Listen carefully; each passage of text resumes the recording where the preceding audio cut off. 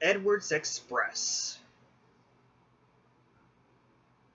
Sir Topham had purchased brand new express coaches for Gordon. The big blue engine was well pleased with his coaches. Edward's coaches, Aurora, Ariel, and Anna, felt left out. Time were the railway inspectors to see them as unworthy of the main line. The coaches were most upset. "Cheer up," smiled Edward. You'll still be useful on the branch line trains." "Branch lines," they said delightfully. "How wonderful!" While Henry was shut in the tunnel, Edward took over his local trains.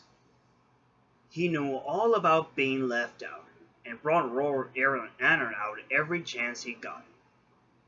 This cheered them up, until Gordon voiced his opinions. "A pity," he sniffed.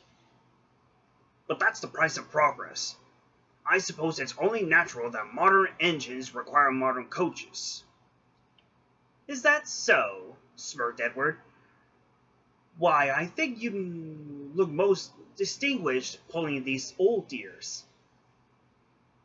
"No, thank you," Gordon harumphed. "They've been open-top carriages before I even reached top speed.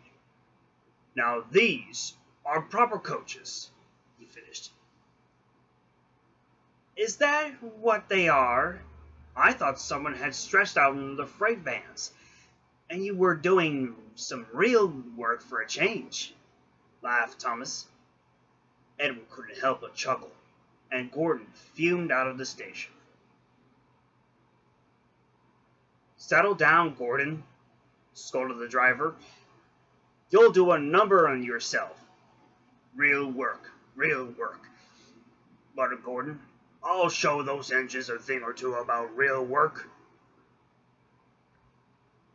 The next morning, Gordon tried to leave the sheds, but he couldn't. "What's happened to me?" he groaned. Something's wrong with your tender brakes," sighed the fireman. "And with how you were going about yesterday, I'm not surprised." "And you thought Aurora, Ariel, and Anna were the ones who would fall apart," laughed Thomas. "This is no time for teasing, Thomas," said Edward. "The express must leave on time." "And how?" grunted Gordon. "You aren't strong enough to pull those coaches, Edward." Edward glanced at Aurora, Ariel, and Anna in the carriage sidings. He spotted something else.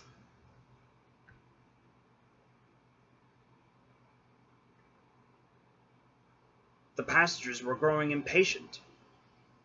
There was no train ready for them. It would soon be time to leave. Sir Topham had just stepped out of his office when he saw Edward steaming in with Aurora, Ariel, and Anna, who he could find.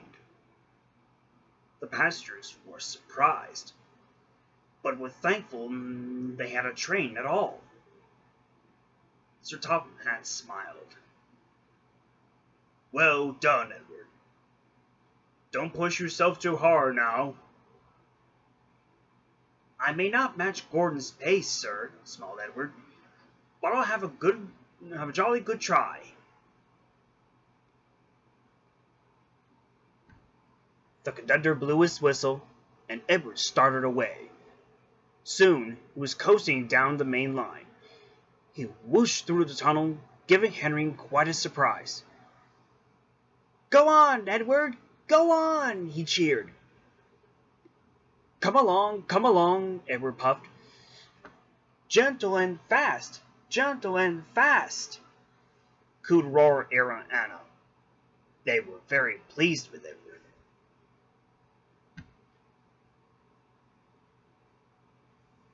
When they returned to the big station, Edward spoke to Aurora, Ariel, and Anna. "Well, dears," he said kindly, "how did you fancy a return to the glory of the express?" "Oh, it was lovely," smiled Aurora. "Although added Ariel. Perhaps you were right. Some leisurely branch line work sounds most intensing, finished Anna. Well, Edward laughed. I'd say it's time for a well-earned rest in the carriage shed. Come along. That will be necessary. Gordon slunk up alongside. Sir Topham Hatt has given me a temporary reprieve from the rigors of mainline work. I shall escort these fine coaches to the shed. That's not what he said, smirked Thomas. He said you were to shunt in the yard until you learn not to be so big in the smoke box. Take us away, then. Double quick, chop chop, ordered Aurora, Ariel, and Anna. Edward and Thomas laughed. Gordon went red in the face and shuffled silently away.